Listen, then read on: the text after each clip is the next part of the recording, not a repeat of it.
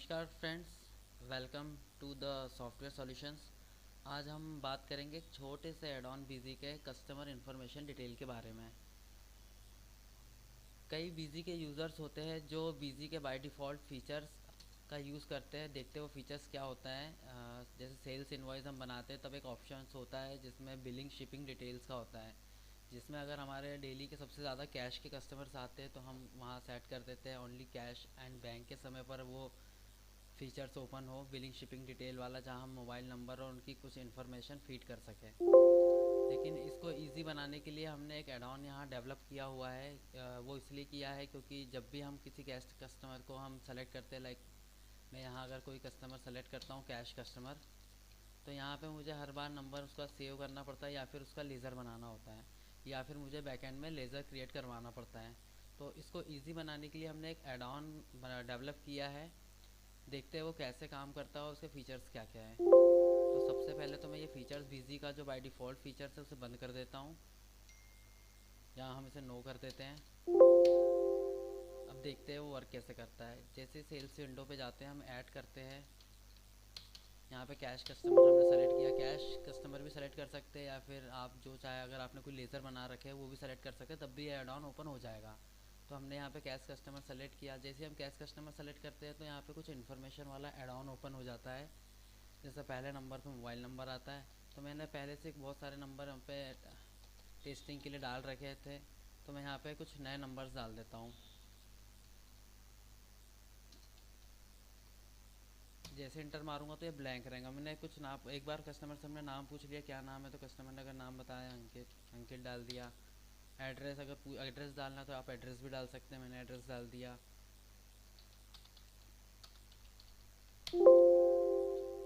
किस एरिया का टाउन, ये तो एंड कस्टमर की रिक्वायरमेंट थी कि हमें टाउन भी चाहिए, इसलिए हमने यहाँ टाउन डाल दिया। आप यहाँ कुछ और भी कस्टमाइज़ करवा सकते हैं हमसे।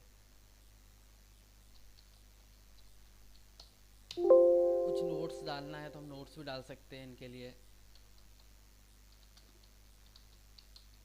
ओके कर देते हैं, फिर उनकी बिलिंग कर देते हैं। हम जैसे बिलिंग करते हैं,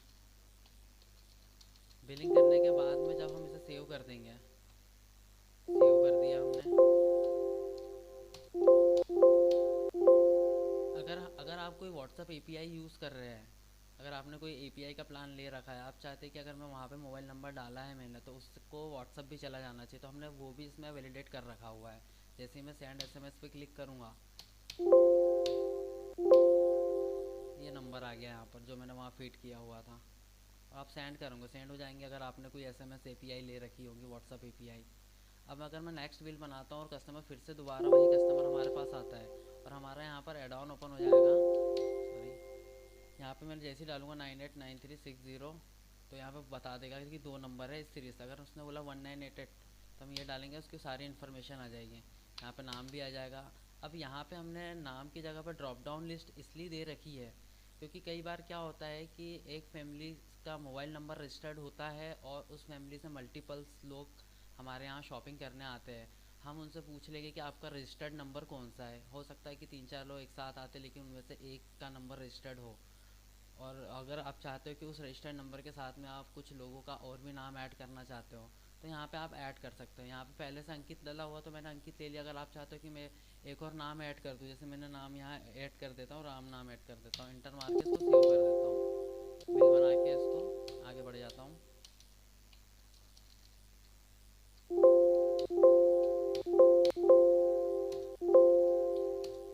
अब दोबारा से फिर कुछ टाइम बाद वो कस्टमर रिटर्न आता है हमारे पास, और अगर वो बोलता है हमें नंबर बताता है अपना रजिस्टर्ड, हम नंबर डालते हैं तो ये आ गया। जैसे मैंने डाला था 9893601989, मैं इंटर मारूंगा तो यहाँ पे ना दो नाम आ जाएंगे, अंकित और राम। जैसा कि लास्ट टाइम मैंने आपको दिखाया था कि सबसे पहले अंकित का नाम रजिस्टर कर दिया था, पहली बार आया तो फिर राम आया, राम का नाम रजिस्टर कर दिया। वैसे आप जितने चाहे उतने नंबर यहाँ पर, नाम यहाँ पर ऐड कर सकते हो। ओके करके हम बिल बना सकते हैं। अब इसकी अगर हमें कस्टमर इन्फॉर्मेशन की अगर रिपोर्ट देखना है कि हमारे पास कितने कस्टमर कितने बार आए हैं, क्या परचेज़ किया है, कितने की उन्होंने शॉपिंग करी है, उनकी डिटेल हमें सर्च करना है, तो उसकी भी हमने एक रिपोर्ट दे रखी है यहाँ पे। आप कस्टमर रिपोर्ट्स पे जाओगे, कस्टमर इन्फॉर्मेशन पे जाएंगे, ओके करेंगे, यहाँ पे सारी इन्फॉर्मेशन आ जाएंगी। जैसे लास्ट टाइम मैंने अंकित यहाँ पे डाल रखा है, सारी चीज़ प्राइम कस्टमर डाल दे कि हमारे प्राइम कस्टमर है, नंबर उनका एक ही है। आप यहाँ पे चाहो तो फ़िल्टर भी लगा सकते हो कि कौन सा नंबर पे सबसे ज़्यादा किसने कितने का परचेज़ किया है पूरे साल भर में। बहुत सारी चीज़ें आप यहाँ पे फ़िल्टर लगा के देख सकते हो। Thank you for watching.